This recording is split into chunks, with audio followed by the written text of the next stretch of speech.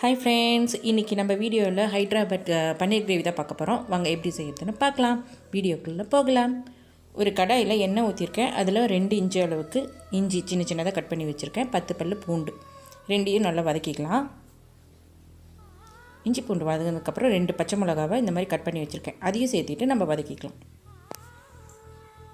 எல்லாம் வதங்கினதுக்கப்புறம் பெரிய வெங்காயத்தை நீளமாக கட் பண்ணி வச்சுருக்கேன். அதையும் நல்லா வதக்கிக்கலாம். வெங்காயம் நல்லா வதங்கினதுக்கப்புறம் தக்காளி சேர்த்திக்கலாம். இப்போ வதங்கிருச்சு. இது கூட நம்ம இப்போ தக்காளி சேர்த்திக்கலாம். தக்காளியும் நல்லா வதங்கணும். தக்காளி நல்லா வதங்கிருச்சு. இப்போ இது கூட பாலக்கீரையை குட்டி குட்டியாக கட் பண்ணி வச்சுருக்கேன். அதை நம்ம நல்லா இது கூடவே நல்லா மிக்ஸ் பண்ணிக்கலாம். கீரையெல்லாம் நல்லா சுண்டி வரணும்.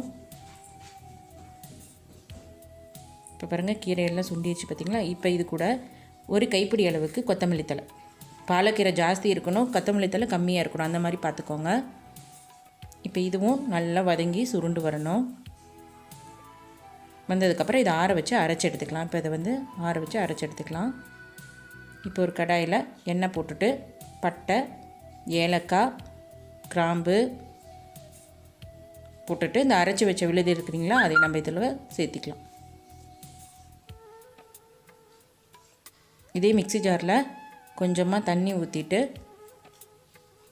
அதை கொஞ்சம் அலசிட்டு அதையும் இது கூடவே சேர்த்திடலாம். சேர்த்திட்டு நல்லா மிக்ஸ் பண்ணி விட்டுக்கலாம். ஒரு தடவை இது நல்லா கொதிக்கணும். ஒரு 5 நிமிஷம் நல்லா கொதிக்கணும். இந்த மாதிரி வரும். இப்போ இது கூட 4 டேபிள் ஸ்பூன் அளவுக்கு தயிர் சேர்த்திக்கலாம். நல்லா கெட்டியான தயிர் சேர்த்திக்கலாம்.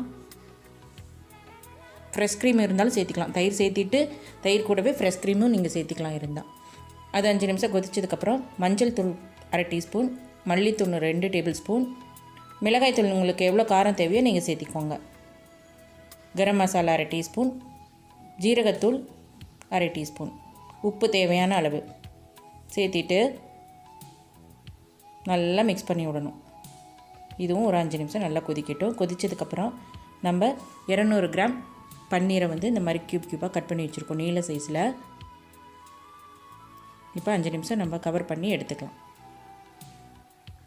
இப்போ 5 நிமிஷம் ஆயிடுச்சு. பாருங்கள், நல்லா திக்காக எல்லாம் வெந்திருக்கு பன்னீரெல்லாம். இப்போ இதுக்கு மேலேயே நம்ம என்ன பண்ண போகிறோம்னா, கஸ்தூரி மேத்தி லீஃப் இருக்கு இல்லைங்களா, அதை நம்ம இது மேலே அப்படியே தூவிக்கலாம்.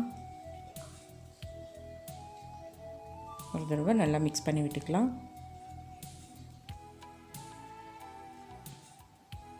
இந்த மாதிரி மிக்ஸ் ஆகி பண்ணி விட்டுக்கலாம். அவ்வளோதான், நம்மளை சூப்பரான ஹைட்ராபாத் பன்னீர் கிரேவி ரெடி ஆச்சு. நீங்களும் இது ஒரு முறை செஞ்சு பாருங்கள். மீண்டும் மீண்டும் நீங்கள் செய்வீங்க. சூப்பராக இருக்குது ஃப்ரெண்ட்ஸ் டேஸ்ட்டு. இது இட்லி, தோசை, பூரி, கீ ரைஸ் எல்லாத்துக்குமே சூப்பராக இருக்கும். இந்த வீடியோ உங்களுக்கு பிடிச்சிருந்தா ஃப்ரெண்ட்ஸ் அண்ட் ஃபேமிலி கூட ஷேர் பண்ணிக்கோங்க. கூடவே சப்ஸ்கிரைப் பண்ண மறந்துடாதீங்க. அதுக்கு பக்கத்தில் இருக்கிற பெல் பட்டனையும் அழுத்திக்கோங்க. அப்போ தான் நான் எப்போல்லாம் வீடியோ போடணும் உங்களுக்கு நோட்டிஃபிகேஷன் வரும். டாடா, பாய், see you, take care.